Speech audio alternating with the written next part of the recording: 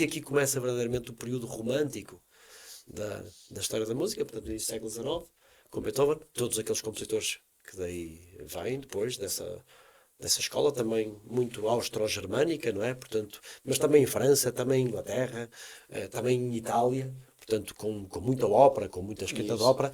A música, como a conhecíamos dos séculos anteriores, não é? Dos períodos anteriores, não é? Portanto, deixa de estar tão ligada à Igreja. Continua a existir uma ligação muito forte à Igreja, mas começam a aparecer música para ser executada fora, ou mais fora daquilo que é o momento As da, raízes, da né? religião, sim. Ok.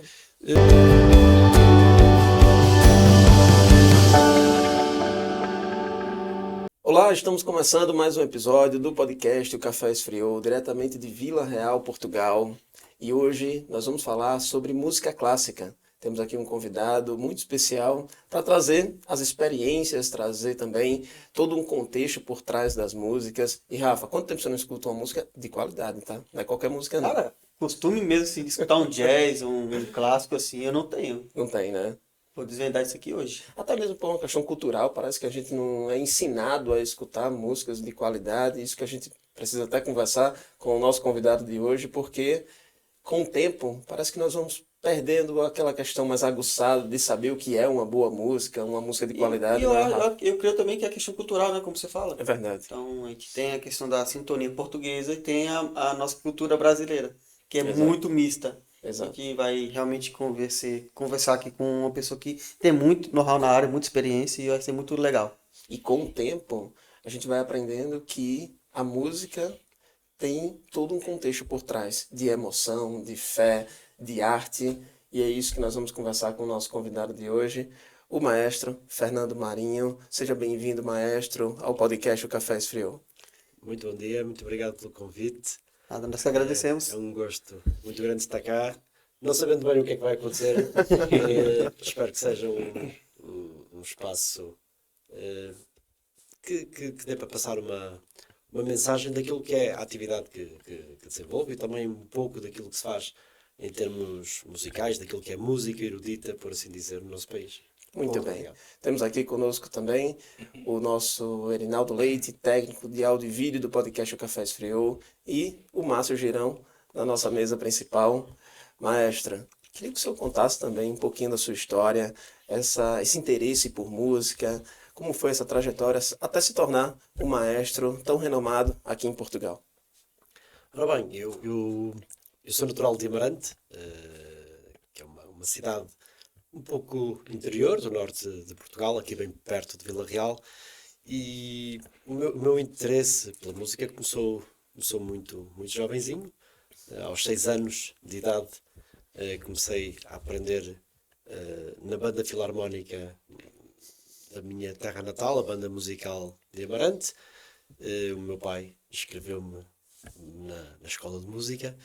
Portanto, eu, durante muitos anos do meu percurso de crescimento, quer como criança, quer depois como jovem, e como músico foi desenvolvido aí porque, à data, portanto, estamos a falar anos 80, o ensino, a massificação do ensino da música em Portugal era muito exígua. Além dos conservatórios que existiam a nível nacional, o Conservatório de Música de Porto, o Conservatório Nacional e um ou outro conservatório regional, toda esta zona norte e toda a zona interior não estava ainda dotada da rede de escolas que tem. Portanto, eu comecei na escola da banda, portanto, uma escola de uma filarmónica. O interesse pela música foi sempre total, portanto, comecei por aprender a parte da formação musical, do solfejo, e depois o meu percurso foi com um instrumento muito particular. Eu comecei a aprender flautim, que é Acho flauta que transversal. muitos começam pela flauta, não é? Exato. Sim, claro, mas eu fui diretamente para. Portanto, comecei pela flauta de bisel, não é? Como qualquer pessoa numa escola de música, mas depois o meu instrumento, naquilo que é o percurso na banda, foi o flautim, portanto, que é o instrumento mais pequeno e é o instrumento mais agudo que existe numa banda. Fiz o meu percurso na banda praticamente até aos 18 anos, até estudar superiormente. Como o interesse pela música sempre foi muito grande, e o gosto pela música sempre foi muito grande, quando cheguei ali à altura em que se percebeu que poderia eventualmente ser por este ramo que eu poderia enverdar, pronto, junto com os meus pais tentámos arranjar uma solução, mas como disse, há 40 anos atrás ou 35 anos Era outro atrás, tempo, é era diferente. muito diferente, os acessos à rede que tínhamos era muito difícil, e o que havia mais perto de Amarante efetivamente era o Porto.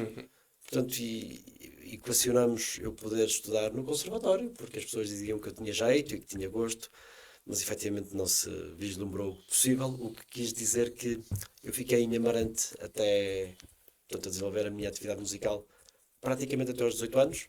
Comecei, pronto, com algum interesse, curiosamente, com alguns colegas aqui de Vila Real, a estudar no Conservatório, na Academia de Música de Paredes e depois no Conservatório de Música de Gaia. Portanto, aos 18 anos, 17 para os 18 anos, quando estou a terminar os estudos secundários numa área científica ou natural, na época era assim que se chamava, do 12º ano, Sim. em conversa com os meus pais, disse-lhes que gostaria de estudar música. Eles disseram-me, sim, claro, podes estudar música, sim, claro que podes estudar Incentivaram, música, né? claro, incentivaram. Sim, mas vais fazer um curso. Ou seja, eu disse, sim, mas eu quero fazer um curso de música.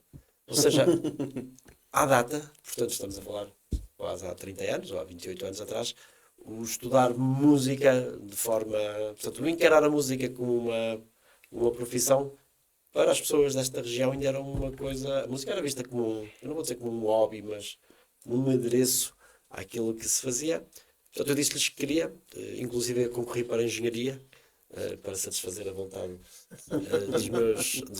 do meu pai, principalmente.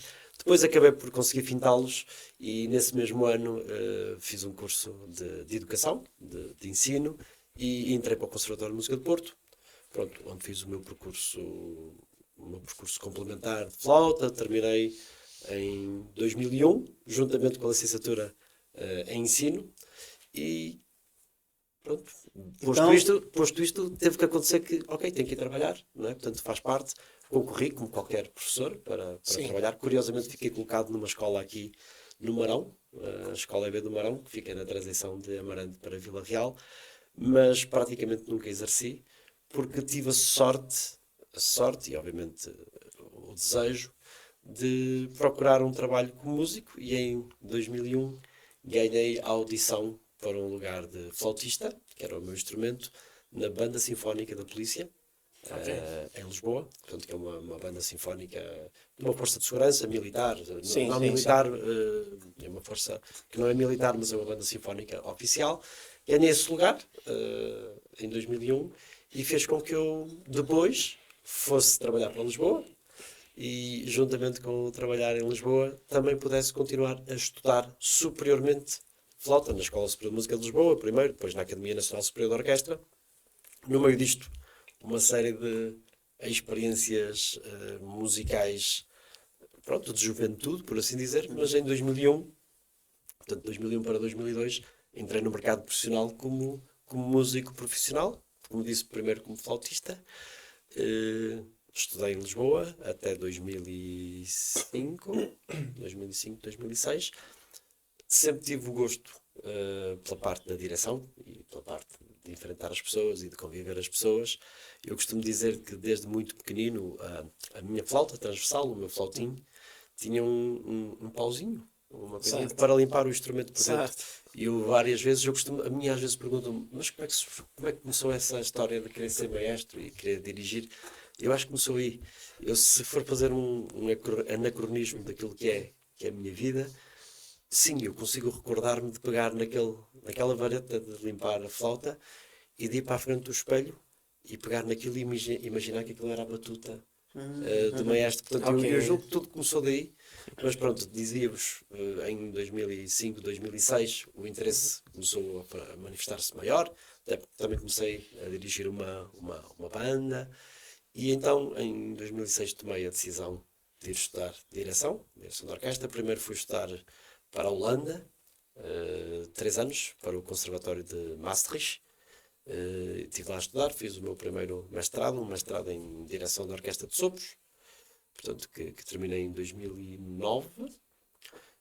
Durante esse percurso continuei a ser flautista, continuei a tocar, a desfrutar, também ligado ao ensino, também fui professor de conservatórios, de muitos conservatórios, muitas escolas de música, escolas profissionais, e quando, em 2009, terminei o curso, disse, e agora? Não é? Portanto, eu era músico profissional, flautista, terminei um curso de maestro, mas não há lugares de maestro para fazer, portanto, deixei-me estar, deixei procurar e tive a sorte da escola onde é que eu estudei, o Conservatório de Música de Porto. Portanto, em 2010, o maestro, o professor de orquestra do Conservatório de Música de Porto, Kaman Goleminov, reformou-se. Portanto, em 2010. Era a sua Estava ali o vaga. Era a Fernando sua ali vaga. pronto para... Eu tive a sorte, tive o ensejo também, obviamente, e fiz por tal, e na altura, pronto, ganhei um lugar de Sim, sim. maestro, professor de orquestra do Conservatório de Música de Porto. Pronto, e a minha vida mudou, portanto, e a vida flautística, enquanto instrumentista, começou também a mudar. E em 2010 ingressei como professor de orquestra no Conservatório de Música de Porto. E com isso vieram uma série de outras coisas, a necessidade de continuar a estudar, portanto, portanto continuei a estudar e pouco tempo depois, pronto, a parte da direção continuou sempre muito presente. Pouco tempo depois fiz um novo mestrado na área da direção de orquestra, fui a primeira pessoa a terminar o mestrado em direção de orquestra performance em Portugal, num curso que tinha aberto muito recentemente na Escola Superior de Música de Lisboa. E em 2018, numa conjuntura muito difícil, tive um convite para colaborar com a Orquestra do Norte como diretor artístico, desde 2018, pronto, onde sou atualmente diretor artístico e maestro titular, não é? Portanto, e sou responsável direto pela atividade musical da orquestra. Isto, numa forma muito resumida, no meio disto tudo, existem Muitas histórias. muitas histórias, muitos vetores profissionais, não é? Sim, Portanto, porque, sim. como disse, para um músico, a atividade musical, quão mais diversa for, eu diria que a atividade de um artista não é aquela atividade, ok, eu tenho este lugar e agora vou ficar aqui toda a minha vida a fazer isto, não é? Portanto, há sempre aquela busca de fazer mais, e para um maestro, por exemplo, querer dirigir mais orquestras, quer viver Outras com mais experiências. artistas, é uma busca constante. Eu diria que um currículo de um chefe de orquestra está sempre aberto, não é? Portanto, está sempre aberto porque eu espero todos os anos estrear-me com uma orquestra nova, não é? Portanto, Sim, sim, e sim. dirigir uma orquestra nova, e dirigir num país novo, e dirigir com um solista novo, ir em busca de experiências que também são Não conhecidas. dá para ficar estagnado, não é? Não, Mas- de todo. Eu diria que é como um atleta de alta competição. Nós temos que pensar a vida do artista. Novos como- desafios Totalmente também. diferente. Sim, é um atleta de alta competição porque se parar, provavelmente a seguir já não vai conseguir correr ou fazer as coisas Exato, com não pode. com a mesma energia. E no caso da carreira do chefe de orquestra, que eu estou agora a começar a investigar, porque, pronto, como disse, mesmo a nível de estudos académicos, neste momento estou a frequentar um doutoramento que me leva a isso. Portanto, esta investigação de querer saber mais é constante, não é? Portanto, a gente percebe que a carreira de um maestro, de um regente, de um chefe de orquestra é sempre uma carreira muito longa, muito longa. Várias são as histórias quer dizer, de ver os maestros a dirigir, mesmo quase Sim, até sim, sucumbirem, sim. não é? Portanto, até aos 70, 80, 90 anos, não é? Portanto, não quer dizer que eu vá fazer, mas quer dizer, é uma carreira que normalmente vem mais tarde, porque pressupõe que exista um background e uma carreira de conhecimento ao nível musical, ao nível de liderança, pronto, ao nível da própria socialização, não é? Porque o mediatismo, viver com o mediatismo, viver com a convivência com as outras pessoas, portanto, com todo o ambiente social, Sim. laboral, político também, é algo muito exigente, pronto, e que nós sabemos que se vai construir ao longo da vida. Fernando, tu já pensou em escrever um livro? Já pensei em escrever um livro, claro que sim, sim. História, É muita história, não Sim, é? sim, eu tenho vários, quer dizer, alguns colegas maestros, porque em Portugal não são assim tantos, mas que obviamente depois retratam isso. O que eu acho é que eu sou muito, muito jovem ainda, como disse, ainda estou numa fase constante de aprendizagem.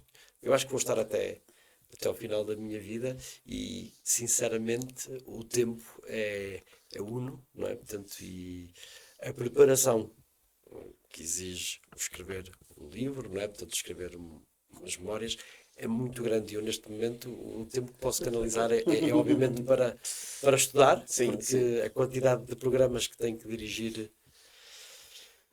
anualmente Exige muito, não é é? muito exigente, Sim. sempre novos desafios, quase sempre programas novos, não é? Portanto, isto é quase um celibato de ter que estar dedicação total. Pronto, claro que há tempo para tudo, por exemplo, eu agora mesmo em termos académicos, tenho que escrever artigos, tenho que escrever coisas sobre responder pronto, a nível académico e arranjar o tempo e a disponibilidade para fazer é complexo. Portanto, escrever um livro é um objetivo de vida? Sim, com certeza. Não para agora, né? Espero que não para os próximos 10 anos. Seria mau sinal. Ou melhor, seria um sinal de que a vida artística, intensa, não é? Rendeu bastante.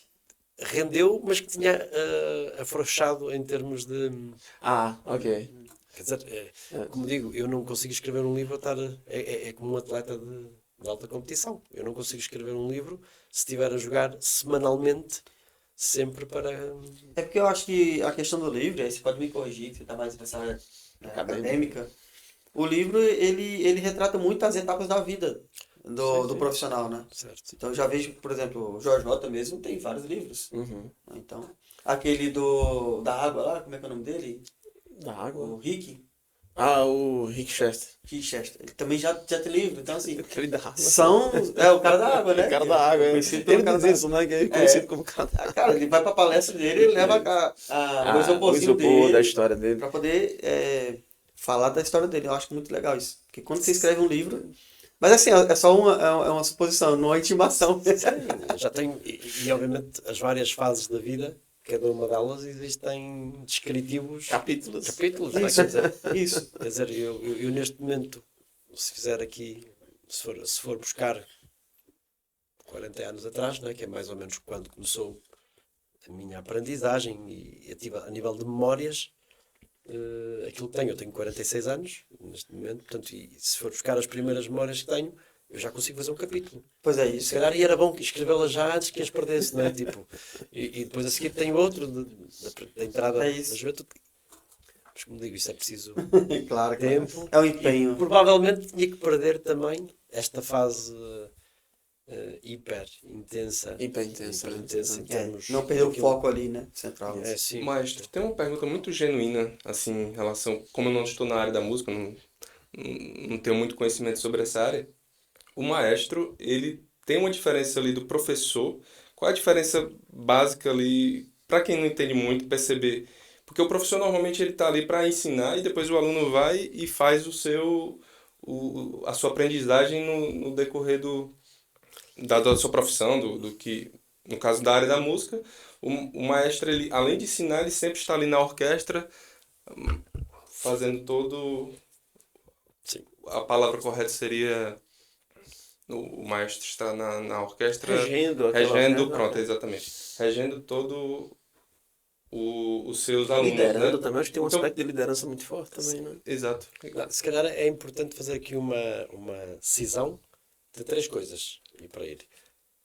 Naquilo que é, por exemplo, a atividade no nosso país, nós podemos encarar eu vou usar aqui termos que são que se complementam, porque o que é o maestro? O que quer dizer a palavra maestro? O que é? Uhum. O que é que significa maestro em italiano, por exemplo, não é?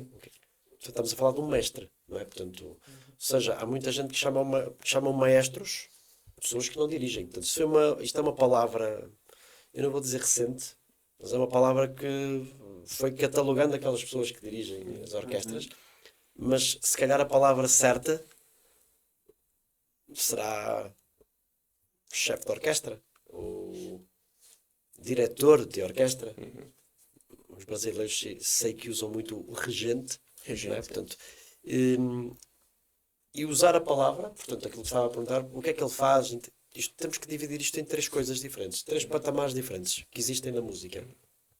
Primeiro, quem faz a música de uma forma absolutamente genuína, por gosto, porque gosta de tocar, porque gosta de estar com os amigos, porque está numa instituição, pronto, que o faz de uma forma amadora, se quiser, ou filarmónica, pegando um bocadinho, por exemplo, nas formações que tem aqui. Portanto, esse é um ponto. Depois temos a parte académica, ou seja, quem faz estudos académicos na área da música, e depois a parte profissional. Portanto, temos aqui três coisas: amador, académico e profissional. O maestro, na realidade, existe para estes três vetores. Eu posso vos dizer que já dirigi, ou já fiz trabalho enquanto maestro nas três. Um maestro de uma banda filarmónica não funciona necessariamente da mesma forma que funciona um maestro professor numa escola. Ou seja, nós só podemos falar de um professor e depois temos a parte profissional. Eu não vou ensinar nenhum músico profissional. Eu numa orquestra profissional, eu na Orquestra do Norte, ou na Orquestra Sinfónica Portuguesa, ou na Orquestra Sinfónica, eu não vou ensinar os músicos a tocar. Eu vou liderar para fazer com que uma orquestra profissional consiga tocar coesa, com uma direção honesta daquilo que é a interpretação que a pessoa que está à frente quer dar. Numa escola é diferente. Eu, se estiver na orquestra do Conservatório de Música de Vila Real, temos aqui uma componente que é de pedagogia. E então o que é que faz um maestro, professor de orquestra numa escola? Tenta, além de colocar os alunos a tocar juntos, tenta de certa forma ensiná-los, portanto, partilhar, a ter regras de coabitar num organismo que é a orquestra, neste caso a orquestra escolar, a tocar juntos, no meio amador ou filarmónico, as coisas ainda são mais diferentes. Porquê? Porque tem uma função social muito diferenciada. Portanto, temos uma função social, tipo, eu se vou tocar a banda filarmónica de Mateus, ou a banda filarmónica da Portela, estamos aqui em... E se dirigir uma banda, eu tenho que ter um cuidado social. Porquê?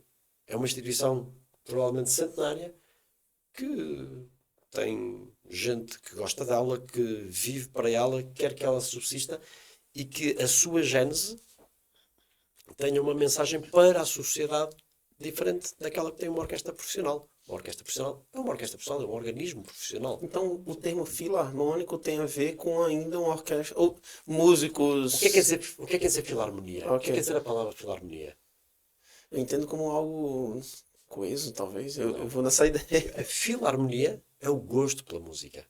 Ah, ok. Não necessariamente profissional. Não de todo. A filarmonia é o gosto pela música. Ah, ok. Filo vem de... acho que é Filarmonia portanto, é o gosto que as pessoas têm pela música. Por isso, nós ouvimos banda filarmónica. Orquestra filarmônica, orquestra sinfônica. A orquestra sinfónica é diferente. Orquestra sinfónica. Porquê é que se chama orquestra sinfónica? Isso quer falar aqui um pouco de orquestras. Uma orquestra sinfónica é uma orquestra de... Portanto, diz sinfónico, fala-se também, tem a ver com o repertório que executa. Uma orquestra sinfónica é uma orquestra de grandes dimensões. Por isso eu dizia há pouco, nós fomos olhar, por exemplo, para o nosso país, e agora pegando um bocadinho naquilo que é a atividade orquestral do nosso país, nós temos vários tipos de orquestras.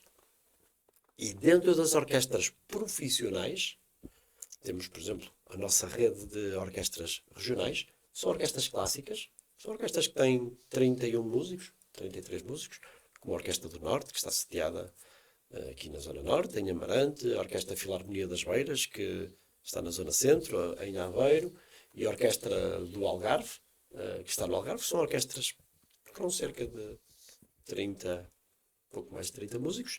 E depois temos as orquestras sinfónicas. E as orquestras sinfónicas são orquestras de grande dimensão.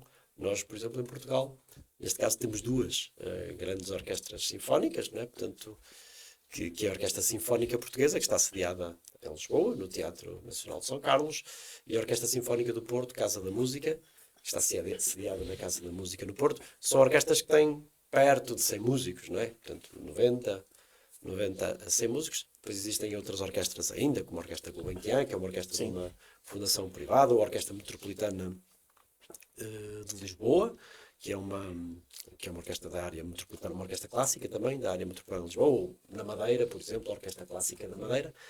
Mas dizer filarmonia, a filarmonia é uma coisa que se faz pelo gosto à música. Portanto, e por isso é que nós, quando pegamos numa banda filarmónica, o principal princípio é o amor à música que nutre e que faz com que aqueles músicos estejam coesos. Por isso, estava a dizer-vos, as coisas são diferentes, sim, em termos daquilo que é amador, usar a filarmonia, uma parte social de estar em grupo. É como um grupo de amigos que se junta para tocar e para fazer um... E esse momento é muito importante, quando entra na parte social, quando você falou, que são pessoas que de repente às vezes não têm o direcionamento correto, mas têm um sonho. Sim, E às vezes você está ali como um maestro, sim. colocando esse sonho ali em pauta, né? Que eu consegui, vocês também podem. E aí, pronto. Sim. Eu, por exemplo, eu comecei numa banda filarmónica. Eu hoje sou músico, graças a mim e graças ao meu trabalho, não é? Mas sou graças a uma instituição de cariz filarmónico, não é? Portanto, com uma função social. É banda, a banda filarmónica, pronto, da cidade onde eu nasci, que, pronto, tinha uma escola de música e que me facultou que, não existindo conservatórios, não existindo nada que me pudesse dar nada, me facultou que eu começasse a aprender de uma forma graciosa, ainda por cima, portanto, a aprender música lá e a conquistar o gosto pela música, não é? Pronto, os tempos mudaram, obviamente, não é? Portanto, isto em... Ainda mais naquele tempo, com essa dificuldade toda, né? Sim, sim. Hoje tudo mais prático, tudo digital. Sim, hoje há digital, na altura não havia autoestradas, quer dizer, não havia autoestrada para ir de Vila Real ao Porto, demorava 2 horas. Quer dizer, isto não dá para fazer todos os dias, não é? Portanto, e na altura a banda ajudou muito e eu ainda hoje tenho e reconheço o carinho de poder ter uma instituição que me deu isso. Depois, como disse, tenho também a parte académica. Portanto, eu divido a minha... Eu já dirigi bandas filarmónicas. Sim. Eu fui maestro, já dirigi 3 bandas filarmónicas como maestro. Pronto, obviamente a minha atividade depois modificou, não é? E a nível académico, eu, por exemplo, eu fui aluno do Conservatório de Música de Porto. E quando estudei no Conservatório de Música de Porto, a existência das orquestras no Conservatório era uma coisa exígua. Porquê? Porque isto houve um boom, por assim dizer, naquilo que é a massificação também do ensino da música. E o ensino da música, mesmo numa escola central, como o Conservatório de Música de Porto, que é um dos conservatórios públicos que temos, modificou radicalmente, não é? Quer dizer, nas últimas décadas. Porquê? Porque primeiro existia um Conservatório de Música de Porto e o acesso à música, pronto, era uma escola central, mas era só para determinado tipo de pessoas. Quer dizer, não tínhamos muita gente a vir de Bragança, de Vila Real, a vir estudar para lá. Quer dizer, havia, mas era difícil, não é? Hoje não. A escola é uma escola central, mas aconteceu outra coisa, que é a rede de escolas multiplicou-se. Felizmente, desde o final dos anos 90 Sim. e até aos dias de hoje, nós neste momento temos conservatório em Amarante, temos conservatório em Vila Real, temos conservatório em Bragança, temos conservatório temos academias de música em Paredes, em Faf, em quase todo lado existe uma escola oficial de música. Portanto, isto permitiu que o ensino da música Expandiu muito, né? expandiu muito, sim, é completamente diferente, não é? Temos agora outro problema, que é, estamos a falar da parte profissional. Falta de pessoas capacitadas. Não, agora na altura faltavam pessoas capacitadas. Eu posso dizer Agora que temos muitos. os primeiros quadros da Orquestra do Norte eram essencialmente, tinha muitos músicos estrangeiros. Ah, sim. A orquestra chegou a ter, pronto, imensos músicos, nomeadamente de leste, imensos, não é? Portanto, Hungria, Polónia, Rússia, quer dizer, vinha muita gente para cá, porque nós tínhamos gente dotada, mas nomeadamente aquilo que era a atividade orquestral, não tínhamos tanto assim. Hoje em dia fizemos uma coisa que é, criamos uma rede incrível em termos europeus. Temos provavelmente uma das melhores redes do ensino da música a nível médio, portanto, nos conservatórios locais, nas academias, e depois temos um problema, é que as pessoas acabam os cursos, houve muito mais gente a querer estudar música, a concluir cursos superiores de música, só que as orquestras praticamente são Não as tem mesmas. espaço, né? Então o que é que eles fazem? Imigram. Nós neste momento somos um grande exportador De música. de músicos. É facílimo. E se calhar vamos aqui ao centro da Europa, onde é que Encontramos portugueses lá, né? é muito fácil. Quer dizer, nós irmos a uma orquestra, por exemplo, a Alemanha, provavelmente é o país, talvez do mundo, Sim. Alemanha, Holanda, ou agora menos Holanda, mas a Alemanha é seguramente o país do mundo onde existem mais orquestras por rácio. E nós vamos à Alemanha e nas grandes orquestras alemãs, se formos ver Em português. ao Tem elenco, português. já tem portugueses. Já tem portugueses. Porquê? Porque nós andamos a exportar, portanto Sim. eles depois vão estar para fora e depois, como já não conseguem regressar cá, eu dou um exemplo, nós temos 2 orquestras sinfónicas grandes, não é? Portanto, mas que têm, por exemplo, um quadro de, vou pegar no meu instrumento, flauta transversal, 4 flautas. Tem 4 flautas, ou 4 trombones, cada uma, ou 3 trombones. É pensar, quer dizer, um músico se ganha um lugar aos 20 ou aos 30 anos, depois vai-se reformar aos 67, quase, que é a idade agora, Sim. de 66 e 9 meses, e ganha um lugar e o lugar fica tapado durante aqueles anos Durante todos. muitos anos. Quer dizer, e temos uma escola superior, ou temos os conservatórios, a fazer sair todos os anos Então, dezenas. tem que buscar em outros países. Para onde é que eles vão? Se É. a gente tem 10 posições no país de um determinado instrumento, se todos os anos saírem 10, como é que nós vamos dar? Isto é um problema que eu acho que a solução é difícil, mesmo em termos políticos, porque as pessoas vão ter que procurar outras coisas. Sim. Ou vão para o estrangeiro. Mas isto julgo que acontece um bocadinho por quase todas as áreas. Acho que em todo lado. É verdade, é verdade. E até um relato pessoal, maestro, que, bom, até como estávamos aqui a falar, né? O interesse pela música, eu entendo que, de repente, há o interesse pela música. Nós temos aqui playlists que nós escutamos e tudo mais. E o interesse pela música clássica. Eu vejo que há uma grande diferença aí, até porque nós não somos estimulados muitas vezes a isso, principalmente numa cultura brasileira, né?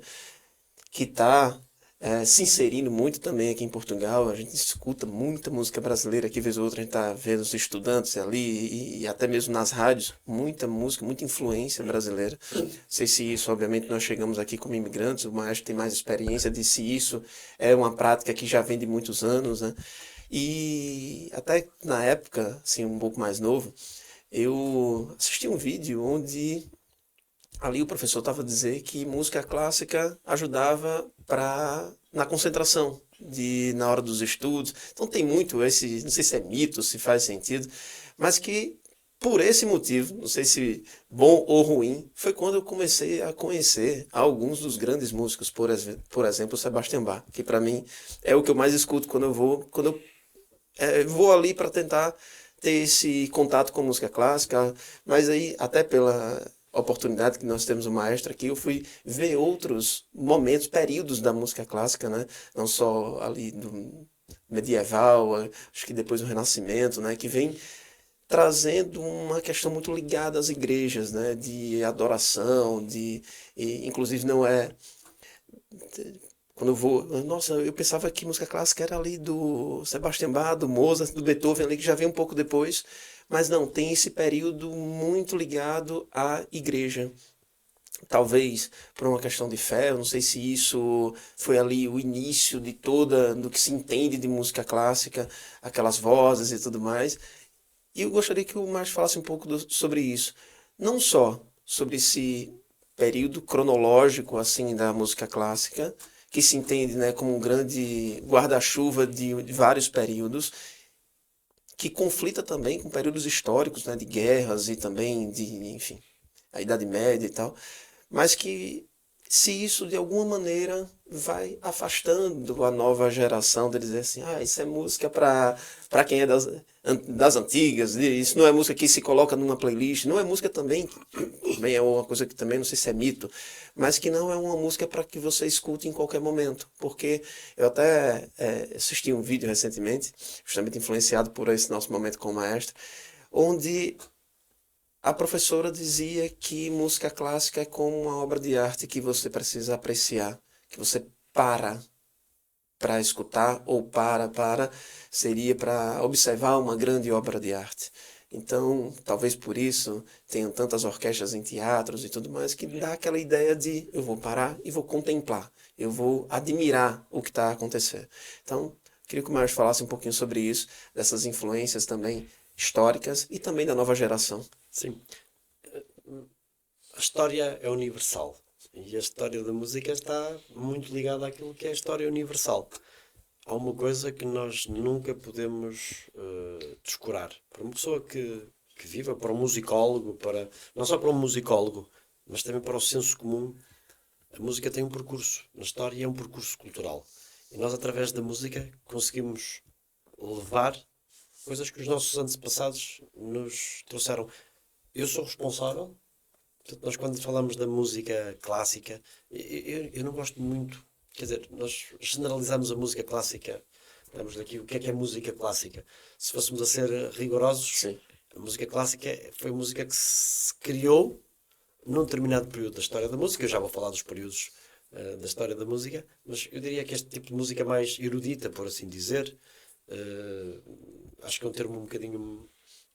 Erudito que teria a ver com algo, um seleto, Sim, algo era isso, mais... quer dizer, mas assim, a música vem, como bem disse, portanto, tudo, desde a Idade Média, os períodos todos, Renascimento, a época medieval, o Renascimento. Barroco, né? Sim, eu diria que a entrada no período barroco, e se calhar pegando um bocadinho também naquilo que é a vida orquestral, que é aquilo que me traz mais, não é? Portanto, claro que existem coisas...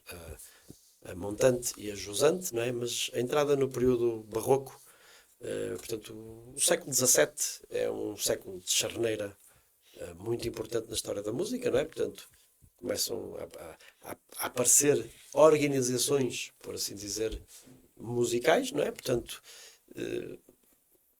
que obviamente vão nos levar até, eu diria 1750, que é a data da morte de Johann Sebastian Bach, não é? Portanto, que porventura, ou com toda a certeza, apesar de serem muitos do período barroco, não é? Vivaldi, Handel, e são imensos os compositores que no período barroco manifestaram de uma forma veemente a sua capacidade de escrita, e isso ficou definido, mas de facto até à morte de Johann Sebastian Bach, portanto em 1750.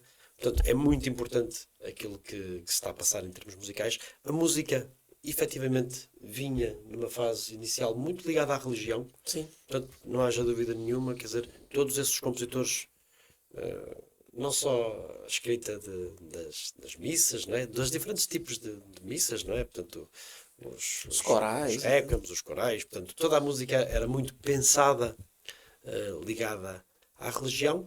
Portanto, o ano de 1750, eu diria que é a primeira grande charneira, portanto, é a morte de Bach. Para os historiadores, ou não é bem assim, portanto, isto é uma evolução contínua, mas para o senso comum, podemos assumir um bocadinho em termos musicais como a parte final, ou seja, marcos históricos, o enterrar do período barroco, não é? Portanto, que chega ali. Claro que logo a seguir, 1756, nasce... porventura o compositor clássico do período clássico mais importante, Wolfgang Amadeus Mozart, não é? Portanto, que vai quase até ao final do século XVIII, morre em 1791. Temos aqui outro grande período, e é de facto neste período, segunda metade do século XVIII, que a música clássica, como conhecemos, de facto ganha aquelas raízes, aquele classicismo vienense, não é? Mozart, Beethoven, Haydn. Um bocadinho depois, portanto, 1770, nasce Ludwig van Beethoven, não é? Portanto, que nos leva até ao final do século XVIII, que no final do século XVIII estamos no período clássico ainda, estamos aqui numa transição, e Beethoven, de facto, é um compositor, juntamente com outros contemporâneos, não é? Portanto, como Schubert, como Schumann, pouco depois, que marcam aqui um rasgo, mais um rasgo na história da música. Portanto, 1750, Bach, depois Mozart, período clássico, e Beethoven entra no século XIX com ideias um bocadinho já mais, por assim dizer, alteradas, quer pianisticamente e naquilo que é o repertório orquestral também, quer dizer, entramos no século XIX e temos, por exemplo, uma primeira e a segunda sinfonia de Beethoven, que são, por assim dizer, sinfonias ainda clássicas, mas de repente... Ele não era surdo ainda?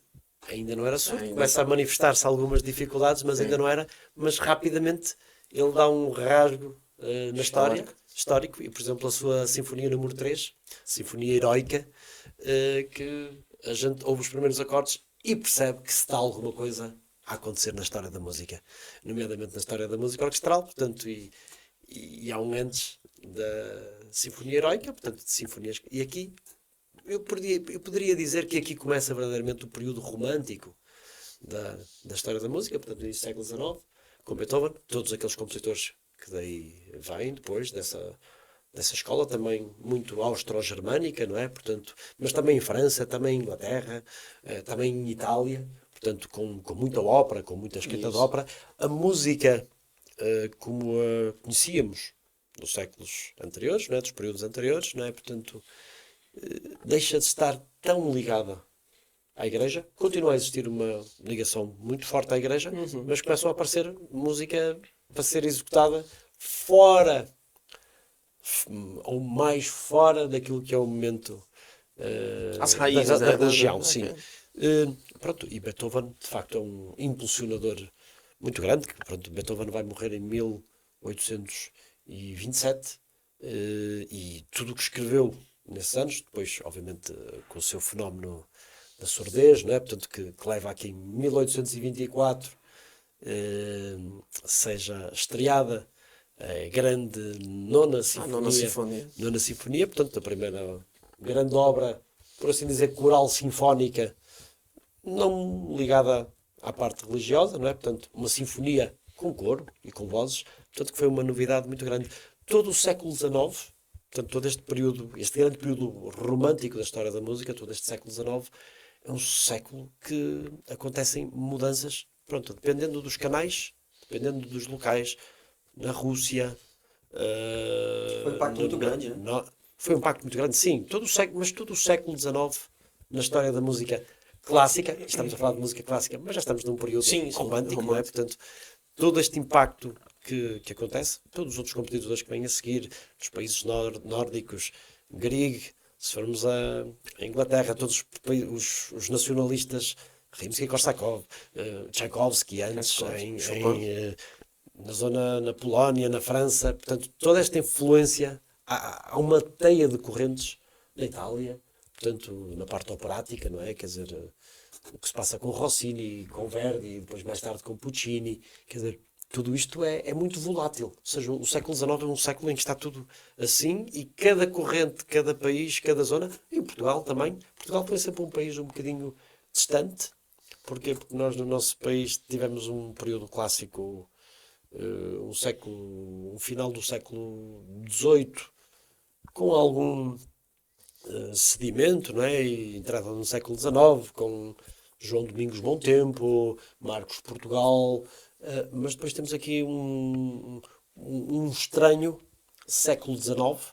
Porquê? Porque nós, por assim dizer, esta parte da música chega a Portugal através do Teatro Nacional São Carlos, não é? Portanto, que era o nosso teatro central em Lisboa, não é? Que ainda existe hoje, mas era um teatro muito italianizado, por assim dizer.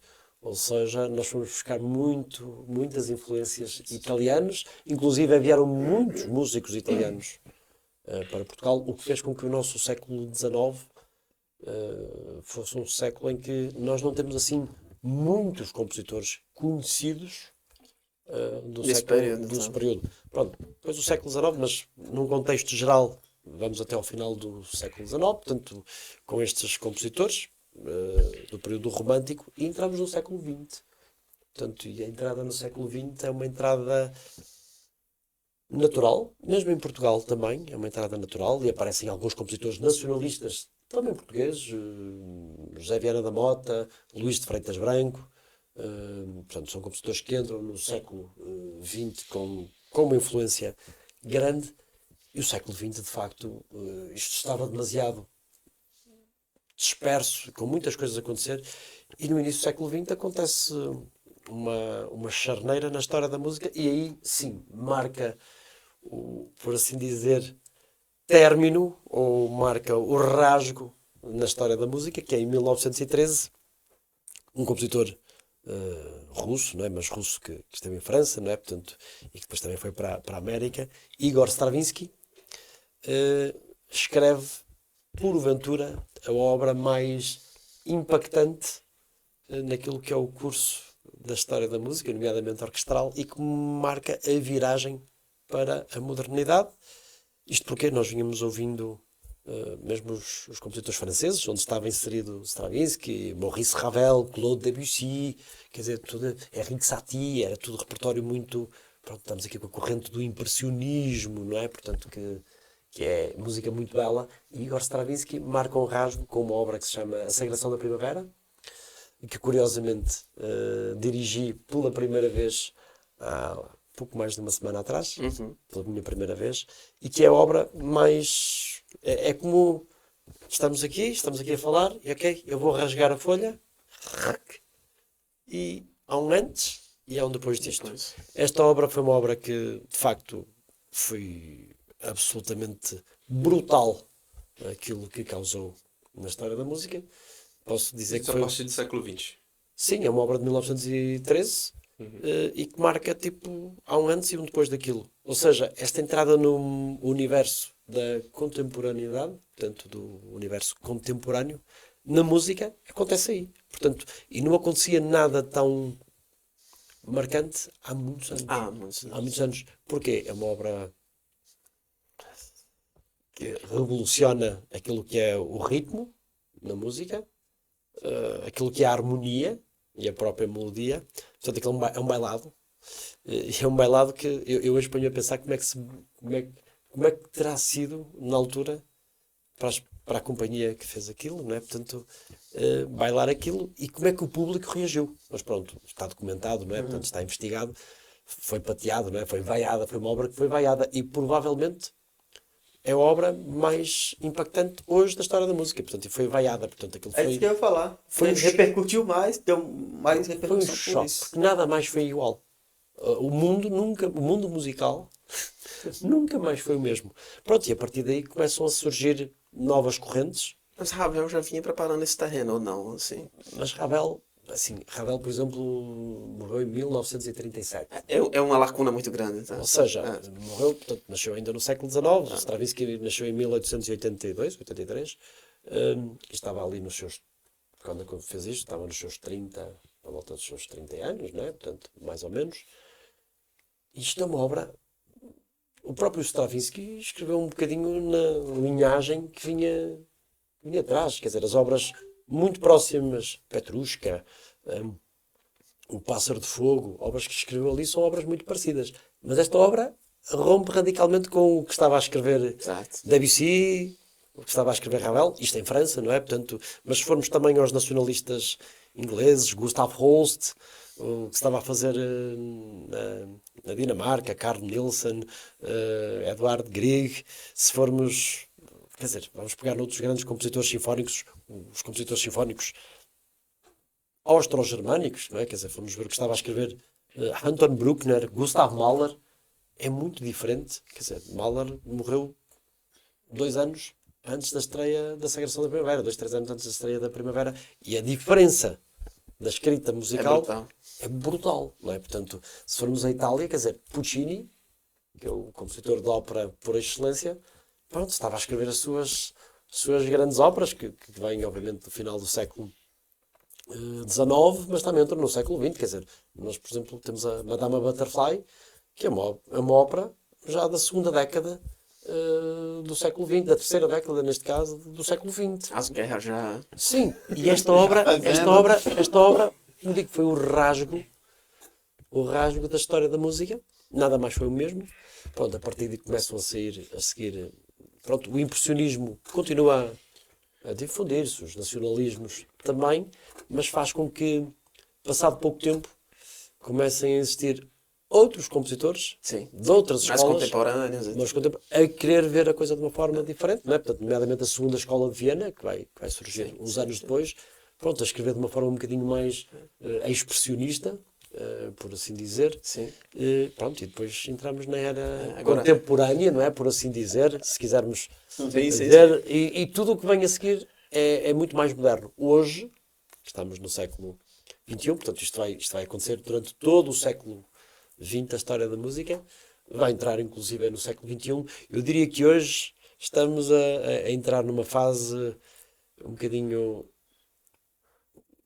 difusa também, outra vez. Ou seja, eu diria que estamos daqui a nada a esperar, a precisar que aconteça uma nova sagração da primavera e que marque aqui. Acontecem muitas. Está para chegar alguém que venha rasgar eu esse, estou a dizer porque esse há papel, muita né? coisa, agora com a inteligência artificial que está aí a chegar, eu acredito que vai acontecer qualquer coisa, porque efetivamente nós tivemos, quer dizer, o mundo completamente partiu-se, mas isto é a era digital, é tudo isto, o mundo partiu-se em tudo, Sim. e nós entramos no século XXI, um Carentes dessa... Não, eu acho que nós entramos carentes porque neste momento, o que é que se escreve hoje? Isto é a mesma coisa que um pintor. O que é que se pinta hoje? O que é que se escreve? O que é que se faz? O que é que se cria? Eu acho que é isso. O que é que se cria? E na música o que é que se cria? Neste momento Hoje cria-se tu dá um tudo. prompt ali, você Cria-se muda. tudo. E pronto, e cria-se um bocadinho, infelizmente, não é? Portanto, muitos, como disse, muitos compositores começaram por escrever para a igreja, as necessidades eram outras. E hoje o que é que se cria? Cria-se muita coisa para vender. É um negócio, né? É um A negócio. música virou um grande Portanto, negócio. a música virou um grande negócio. Eu digo com algum Pesado. cuidado, porque obviamente sou uma pessoa Ligada à música. ligada à música, mas quer dizer, isto muitas das vezes as coisas tornaram-se um bocadinho comerciais e sem entrar aqui em publicidade, Claro, não é? claro. Porque não podemos fazer, não é? Acho eu, neste meio, quer dizer, a Coca-Cola também se vulgarizou um bocadinho para aquilo que faz, e eu gosto muito de Coca-Cola, e também bebo, mas quer dizer, começamos a ter aqui dificuldade de discernir aquilo Bem, que é Genuíno, talvez... sim, ok. trazendo a Eu não essência, sou né, compositor. Eu não sou compositor. Ok? Escrevi muito pouco. A minha criação é mais uma criação de execução, de atuação, não é? Performativa, como se usa agora muito Sim. o termo, apesar de eu preferir os termos mais portugueses. Mas, ok, o que é importante para um compositor, para alguém que tem que gerar alguma coisa, escrever Se hoje. dedicar a isso, né? E não é uma coisa... E É para muitos vender? deles, né? É para vender? Porque nós estamos sempre aqui, ok? A situação comercial parece que fica um bocadinho à frente de tudo. Por exemplo, Sim. para uma pessoa que tem que programar, eu enquanto diretor artístico tenho que programar, ok, o que é que nos interessa programar? Interessa-nos programar, obviamente, para ter salas cheias. não é? Exato. Portanto, é importante chegarmos a um teatro municipal de Vila Real e fica uma orquestra, ou um presidente de Câmara, ou um simples melómano, Sim. fica contente de ter uma sala cheia, Exato. ouvir um concerto, Exato. como é que vamos ter, por exemplo, no próximo sábado, com a Orquestra do Norte aqui no Teatro Municipal de Vila Real. É muito agradável chegar e ver um concerto com sinfonias de Carl Maria von Weber. Ok? Quem é que foi Carl Maria von Weber? Ok? É um compositor que nasceu em 1886 e morreu em 1826 e provavelmente eu diria que é quase o pai dos maestros, não é? Portanto, é praticamente o primeiro maestro, se o podemos, o primeiro chefe de orquestra que se dedicou a isto desta forma. Existiram outros anteriores e que escreveu umas sinfonias, mas tipo aqui, ok, mas eu não conheço isto, ok. Eu se quiser fazer um programa em que vou ter bandas sonoras, posso ter um programa em que vou ter bandas sonoras. Se quiser um programa em que vou fazer com um artista pop rock, posso fazer um programa com um artista pop rock. Mas também é importante nós levarmos isto, porque nós somos responsáveis, e eu, como disse, enquanto programador, sou responsável, porque a cultura, nós vamos ser mais responsáveis culturalmente, quão mais conseguirmos passar as tradições que nos deram. Não é? E difundir, né, a música de uma forma, tornar ela mais conhecida ou mais acessível para as pessoas, Sim, de repente. claro, eu tenho que fazer chegar às pessoas. Chegar às pessoas. Mas quer dizer, como disse muitas das vezes, o que é mais fácil chegar às pessoas? É aquilo que as pessoas vão Exato.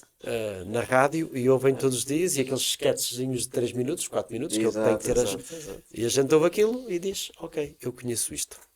Eu conheço isto, e isto torna-se comercial. E eu não vou entrar aqui mais uma vez em publicidade, não é? Mas pronto, isto torna-se comercial.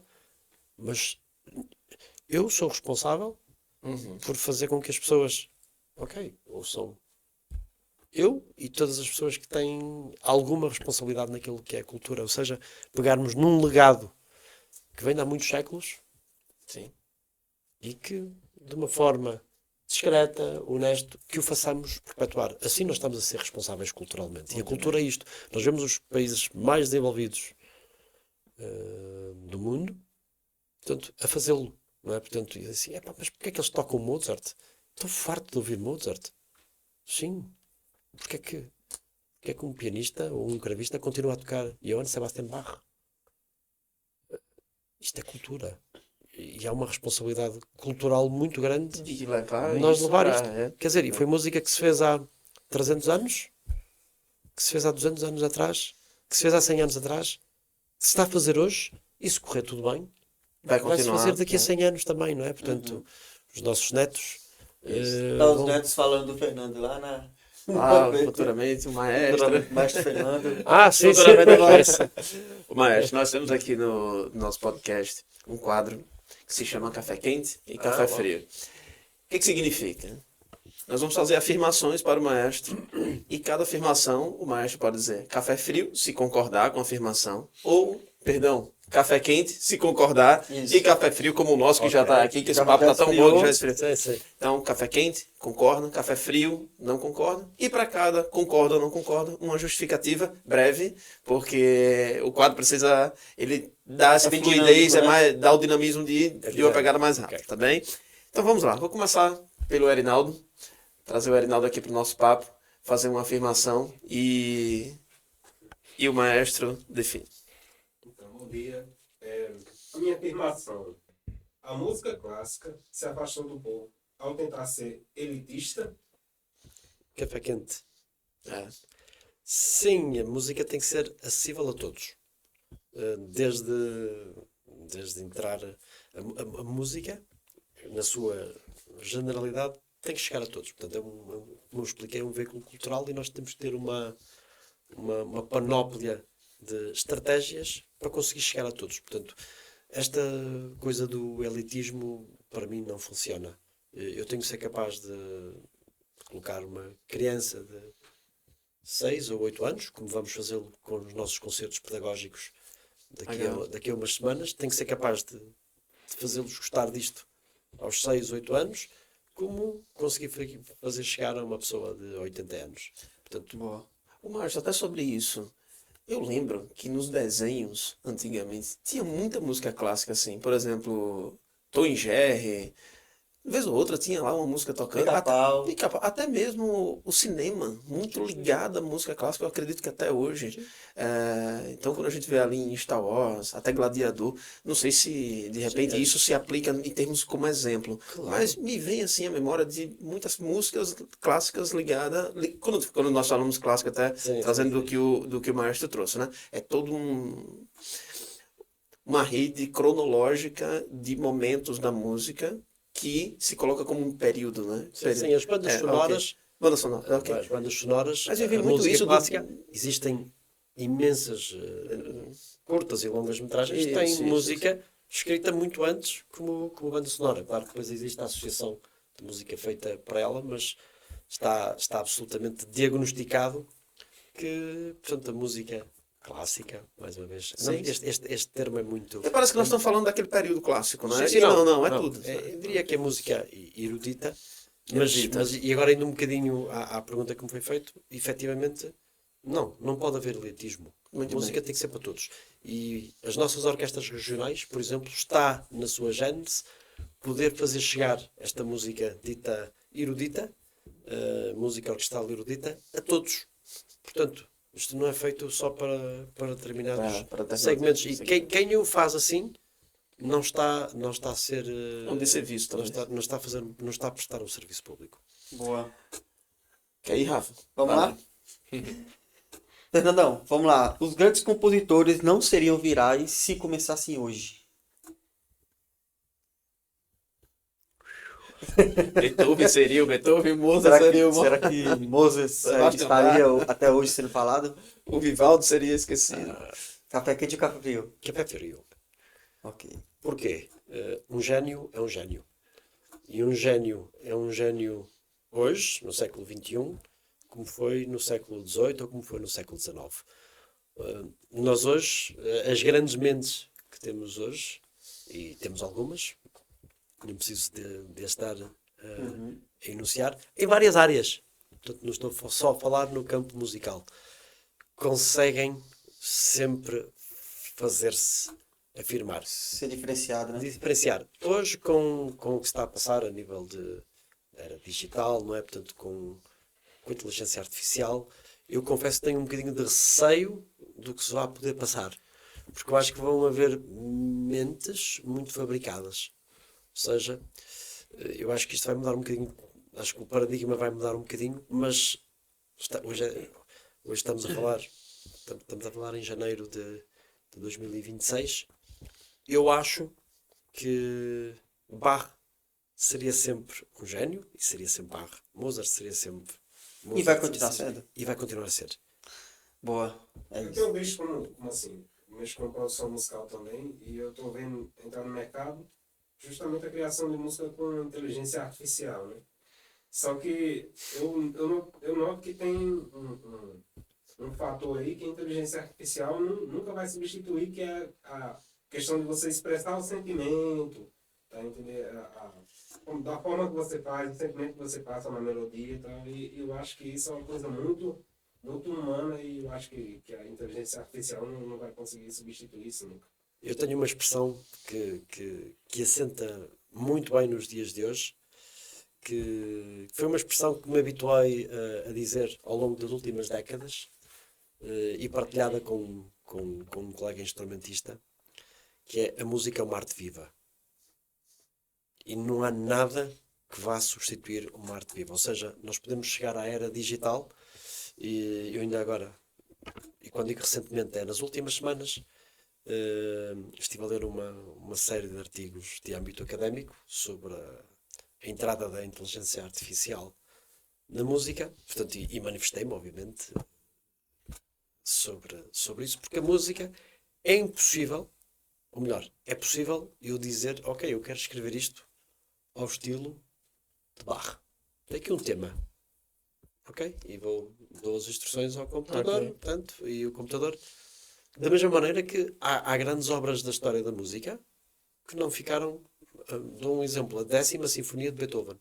Portanto, a gente tem aqui os sketches que um compositor escreveu no século XVIII ou XIX. Escreveu os sketches e introduzimos aquilo num computador e pedimos: conclui esta sinfonia, que era do senhor. E ele fala. Mas eu, como digo, aquilo é uma coisa artificial. E mesmo a parte performativa, e desculpem usar outra vez este termo, Sim. mas pronto, a parte da atuação, é impossível. Eu hoje no computador consigo os samplers quase todos, os sons quase todos fantásticos de uma bateria, de um violino, mas quer dizer, a emoção e aquilo que a música nos traz in loco, portanto, no local, no momento, Não dá para substituir. não dá para substituir. Muito bem. Eu acredito que, por exemplo, isso é pior noutras artes. Por exemplo, uma pintura, acho que é complicado aquilo que se vai passar na pintura. A escultura, acho que é muito complicado aquilo que se vai fazer na escultura. Porquê? Porque a gente já ali e diz assim, ok, quero esculpir isto neste estilo. Isso. E aquilo fica assim. A música não é assim. Porque a música, na hora da verdade, o ter os intérpretes no palco, o que vai acontecer, não é? Isto vai ser... Vai funcionar mais assim, a emoção naquele dia, como é que está a minha predisposição para aquilo? Eu não vou conseguir mostrar o produto, a não ser que seja num CD ou numa gravação. Mas é diferente, a experiência é diferente, não É é? diferente de Muito bem. todas as outras. Justamente assim também que tem a questão, pronto, eu uso samplers, né, que assim, ao você ouvir alguma coisa gravada, é ok, traz uma realidade e uma expressão muito boa, só que não tem aquela questão da acústica, não é?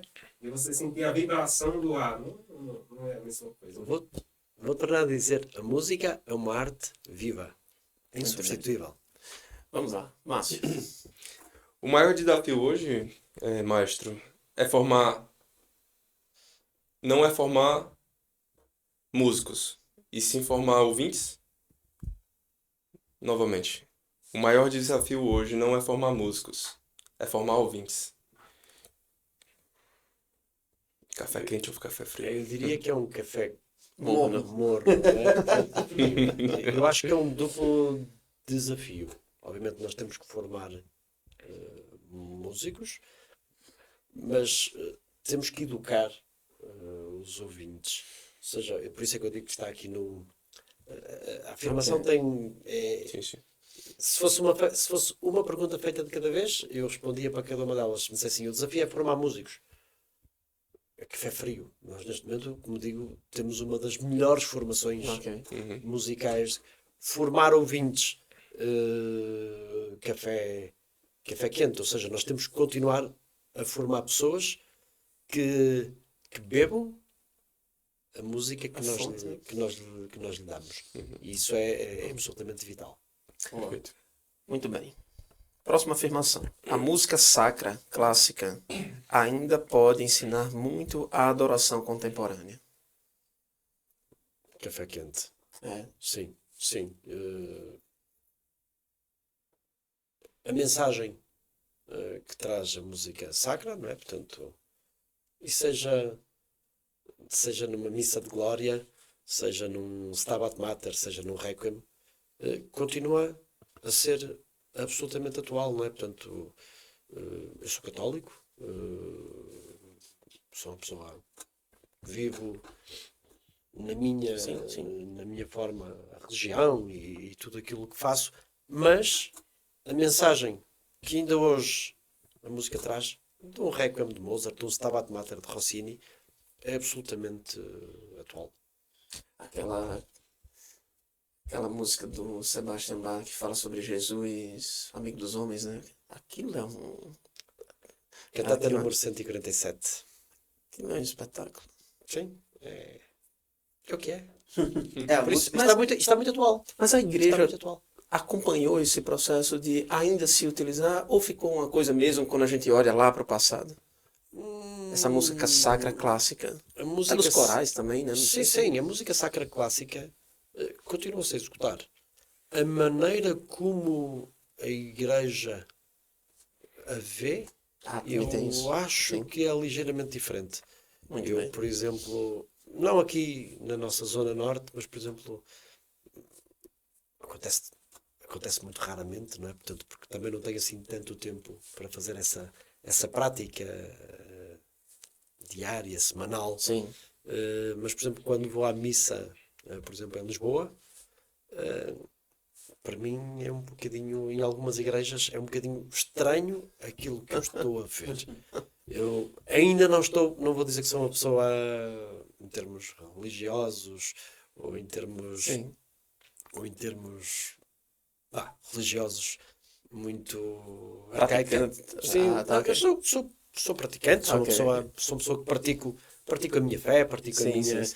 Não vou à missa, Eventualmente. semanalmente, vou eventualmente, mas pronto, passo esses valores, Sim. nomeadamente aos meus filhos e pratico com a minha família, mas fica um bocadinho...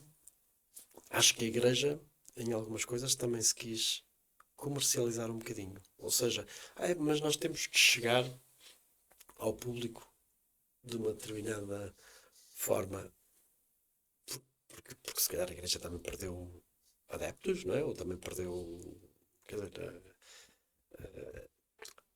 as bifurcações que aconteceram em termos religiosos nas últimas décadas é dantesca, não é? Quer dizer, se fôssemos ver o que acontecia a nível Sim. de religião há 2 séculos atrás, ou 3 séculos atrás, quer dizer, é completamente diferente do que temos hoje.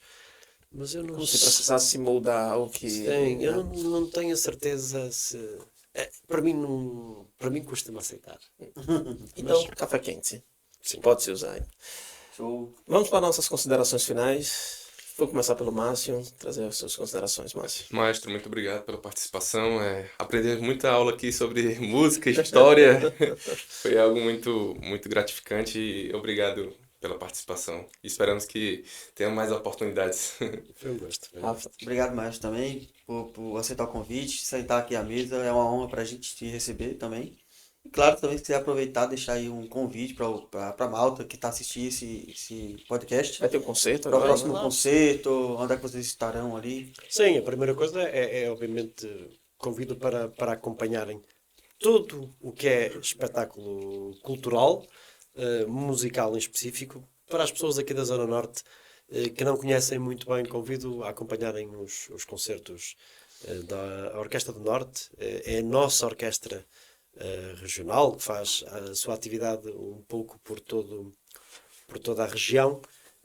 E começo já por deixar o convite para, se puderem, no próximo sábado, dia 24 de janeiro, às 21h30, no Teatro Municipal de Vila Real, poderem assistir ao concerto da Orquestra do Norte com o maestro convidado Jan Viersba.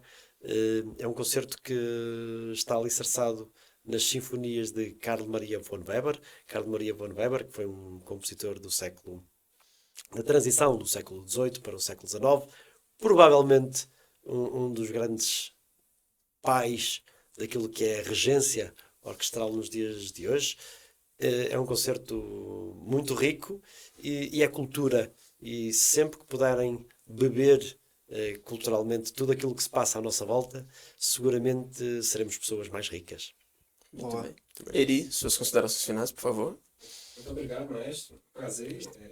Essa aula sobre história e música aqui também, eu confesso que não é muito da nossa cultura, música clássica, mas agora é um desejo que eu tenho em querer saber mais um pouquinho. Eu já ouvi falar, mas agora também eu quero, de fato, ouvir mais, né? Isso, então, muito obrigado por esse tempo aqui. Um gosto. Muito bem. Quero agradecer a todos que ficaram aqui, que prestigiaram também, aprenderam, beberam dessa fonte. Gostei muito desse termo, tá, maestro? Acho que vou usar mais vezes, porque é mesmo isso, né, Rafa? É a gente ser contemplado pelo conhecimento e estar aberto a esse conhecimento. Acho que isso é fundamental. Não adianta nada colocarmos barreiras e dizer assim, não, isso não é para mim. Sim, precisamos, não só na música, mas nas artes de modo geral, aprender mais. Acho que é isso, né? É o desafio. Arte, história, né? A gente às vezes está muito bitolado no tempo de hoje e esquece dessas raízes. Exato. Então, não se esquece de se inscrever no nosso canal. É difícil falar isso, hein? Enrola um pouquinho, não se esquece de se inscrever. Então, se inscreva no nosso canal, fica mais fácil assim. Se inscreva no canal, deixe seu comentário, sugestões de temas e até o próximo episódio. Um forte abraço. Tchau, tchau, pessoal. Tchau, tchau.